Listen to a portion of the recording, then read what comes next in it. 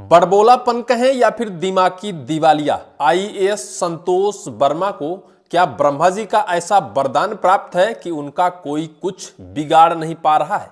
लेकिन एक उम्मीद की किरण कहें या फिर लोगों को ढाढ़स देने का कमेंट मध्य प्रदेश सरकार द्वारा बीते शुक्रवार को विधानसभा शीतकालीन सत्र से पहले मीडिया से चर्चा करते हुए एक सवाल पर मध्य प्रदेश के कैबिनेट के मंत्री कैलाश विजयवर्गीय ने जो बयान दिया है वो मध्य प्रदेश के ब्राह्मण समुदाय या ब्राह्मण संगठन के बीच एक उम्मीद की किरण जगी है। उम्मीद की किरण ये है कि आईएएस संतोष वर्मा के खिलाफ कार्रवाई की जा सकती है। हालांकि उन्होंने कहा है कि कार्रवाई करने का मध्य प्रदेश सरकार प्रयास कर रही है, लेकिन कब करेगी।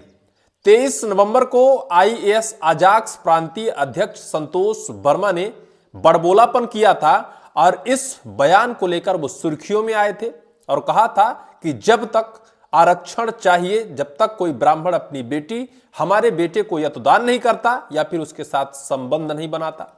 23 नवंबर के बाद 26 नवंबर को मध्य प्रदेश सामान्य प्रशासन विभाग ने नोटिस थमा दिया था और इसको लेकर जवाब तलब किया था।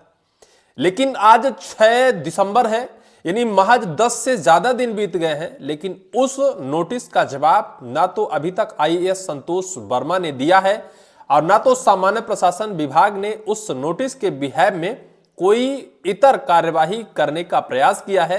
जबकि उस नोटिस में साफ तौर पर लिखा था कि अगर 7 दिवस के भीतर आपके द्वारा इस नोटिस का जवाब नहीं दिया जाता है तो आपके खिलाफ एक तरफा कार्यवाही की जा सकती है। इस बीच मध्य प्रदेश के संपूर्ण ब्राह्मण संगठन आंदोलन कर रहे थे। यहां तक कि मध्य प्रदेश के सीएम मोहन यादव से स्वयं जाकर ब्राह्मण समुदाय का एक संगठन मुलाकात करता है। बीजेपी और कांग्रेस दोनों ही दल के नेता मध्य प्रदेश के मुख्यमंत्री मोहन यादव से मुलाकात कर आईएएस संतोष वर्मा के खिलाफ कार्रवाई करने की मांग की। लेकिन वक्त बीत रहा है, समय अपनी गति से चल रहा है, संगठन अपने आंदोलन कर रहे हैं, मांग बढ़ती जा रही है, आंदोलन बढ़ता जा रहा है, लोगों का गुस्सा बढ़ता जा रहा है, लेकिन सरकार अब भी ये तलाश कर रही है कि किस तरीके से आईएएस संतोष वर्मा के खिलाफ कार्रवाई की जाए। जबकि साफ तौर पर आईएएस संतोष वर्मा ने कई महिलाओं के साथ नाजायज संबंध, कई महिलाओं के साथ रिलेशनशिप और कई महिलाओं की शिकायत, आरोप, शादी का झांसा और उसके बाद उनकी जिंदगी खराब करने का आरोप लगा। यहां तक आईएएस का जो उनको प्रमोशन मिला, इस पर भी सवाल खड़े किए गए कि फर्जी दस्तावेज पेश कर आईएएस संतोष वर्मा ने अपने आईएएस का प्रमोशन लिया। इसके बावजूद भी अभी मध्य प्रदेश सरकार ये तलाश कर रही है कि किस एंगल से, किस तरीके से, कैसे आईएएस संतोष वर्मा के खिलाफ कार्रवाई की जा सके। हम आपको ये बताएंगे कि मध्य प्रदेश सरकार की तरफ से मध्य प्रदेश के कैबिनेट के मंत्री शहरी विकास मंत्री कैलाश विजयवर्गीय ने कहा है कि कार्रवाई करने का प्रयास मध्य प्रदेश सरकार कर रही है। लेकिन उससे पहले हम आपको बता दें कि मध्य प्रदेश विधानसभा शीतकालीन सत्र की शुरुआत 1 दिसंबर से शुरू हुई थी। यह महज बहुत ही कम समय यानी 5 दिसंबर यानी 5 दिन का शीतकालीन सत्र था और 5 दिन में ही यह शीतकालीन सत्र समाप्त हो गया। मध्य प्रदेश में 30 से ज्यादा ब्राह्मण समुदाय के विधायक आते हैं, जिसमें से बहुत कुछ वरिष्ठ विधायक हैं, कुछ पूर्व मंत्री हैं, कुछ वर्तमान मंत्री हैं और कुछ तो ऐसे हैं जो वर्तमान में मध्य प्रदेश के डिप्टी सीएम हैं। लेकिन कोई भी विधायक ब्राह्मण समुदाय का विधानसभा में यह सवाल उठाने की हिमाकत नहीं किया, जबकि वक्त था महज 10 सेकंड का यह सवाल था जो मध्य प्रदेश के संज्ञान में, मध्य प्रदेश सरकार के संज्ञान में लाना चाहिए था और इसका साफ तौर पर जवाब मांगना चाहिए था। लेकिन दूसरी तरफ मध्य प्रदेश नहीं, बिहार विधानसभा में यह सवाल लगाया गया। बिहार विधानसभा शीतकालीन सत्र के दौरान वहां एक चिराग पासवान की पार्टी है, लोक जनशक्ति पार्टी, वहां के एक विधायक हैं जिनका नाम राजू तिवारी है। उन्होंने बेबाकी से बिहार विधानसभा में यह सवाल रखा, आईएएस संतोष वर्मा के खिलाफ कार्रवाई करने की मांग की। और जब बिहार का यह वीडियो पूरे देश में वायरल होता है तो मध्य प्रदेश के ब्राह्मण संगठन अंदर ही अंदर यह सवाल करने लगते हैं कि आखिर हमारे मध्य प्रदेश के विधायक विधानसभा में यह सवाल लगाने से बचे क्यों, परहेज क्यों कर रहे हैं।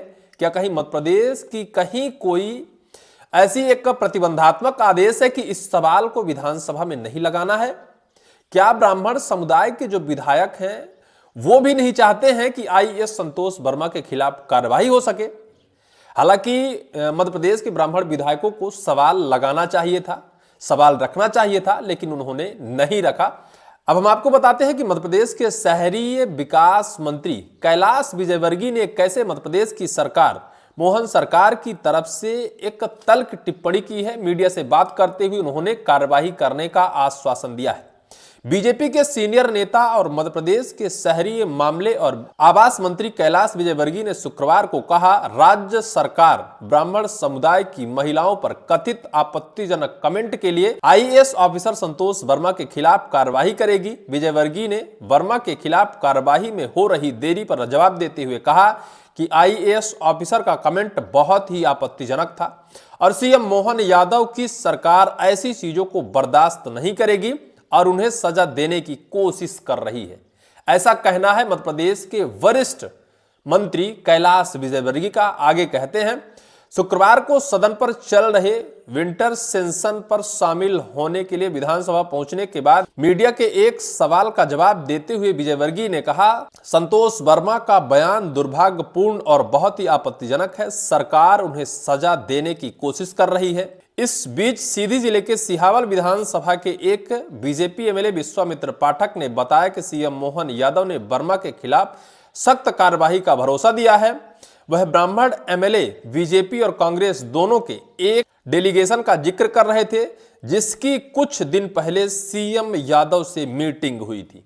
मध्य प्रदेश के सिहावल विधानसभा क्षेत्र से विधायक विश्वामित्र पाठक ने भी मीडिया से चर्चा करते हुए कहा है कि सीएम मोहन यादव सख्त कार्रवाई करने का आश्वासन दिया है।